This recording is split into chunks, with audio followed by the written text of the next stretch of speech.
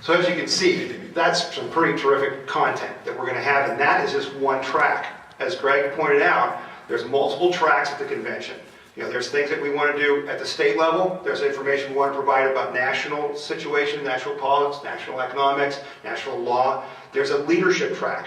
There are many people, there's over 150 groups in Ohio that are patriot groups today. And their leaders are just men and women who've taken to the cause because they love their country, they love their state of Ohio. So a lot of them need some help organizing their groups, managing their groups, running their groups. We're going to be doing tracks that involve just broader policy issues. Things that involve Second Amendment rights, things that involve, some of the legal issues of today and solving some of those problems. So from an educational standpoint, it's going to be a tremendous convention. But as you can have sponsors and you can have people who can do the breakout sessions, but it doesn't matter if you don't have people at the convention. And it doesn't matter if you don't have people that are interested in the content.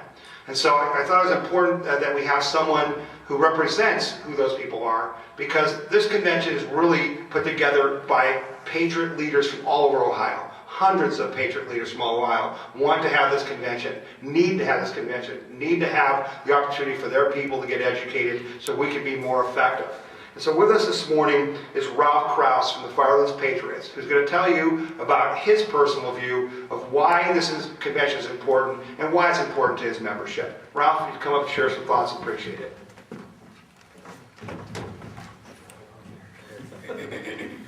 Thank you, Tom.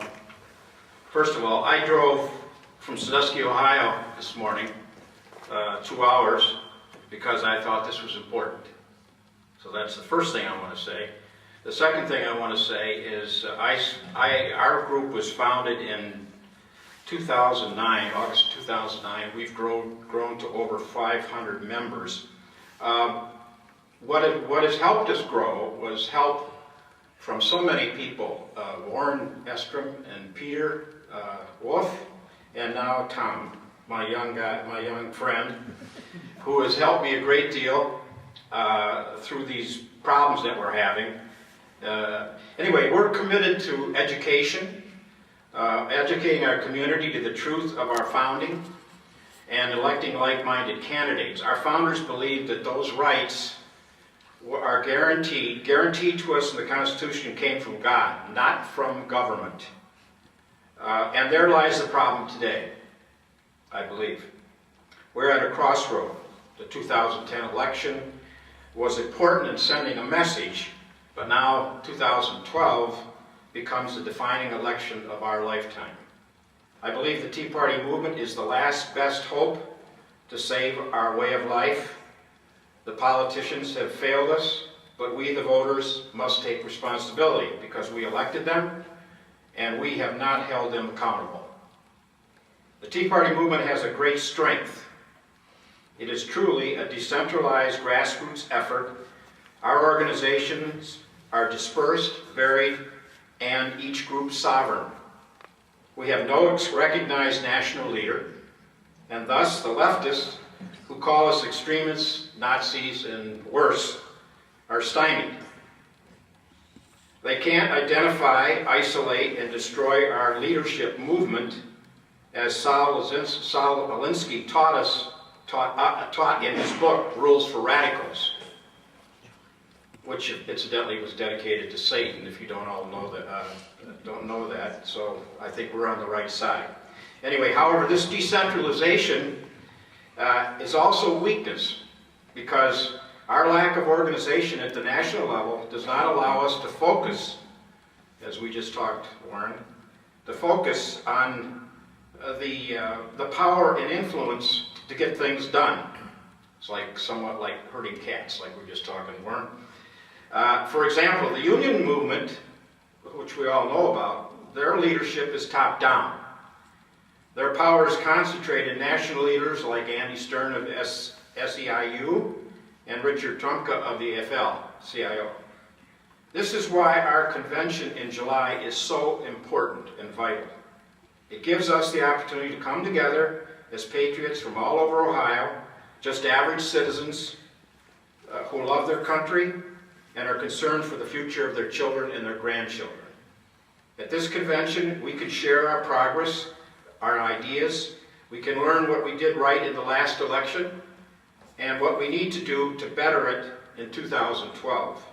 It also gives us an opportunity to listen to others in the movement, meet other like-minded patriots, and build our network, which is critical. My group, Firelands Patriots, is excited that we're having this convention. We're making our plans to be here, and we thank Tom and the others that are working so hard to make it successful. Thank you very much.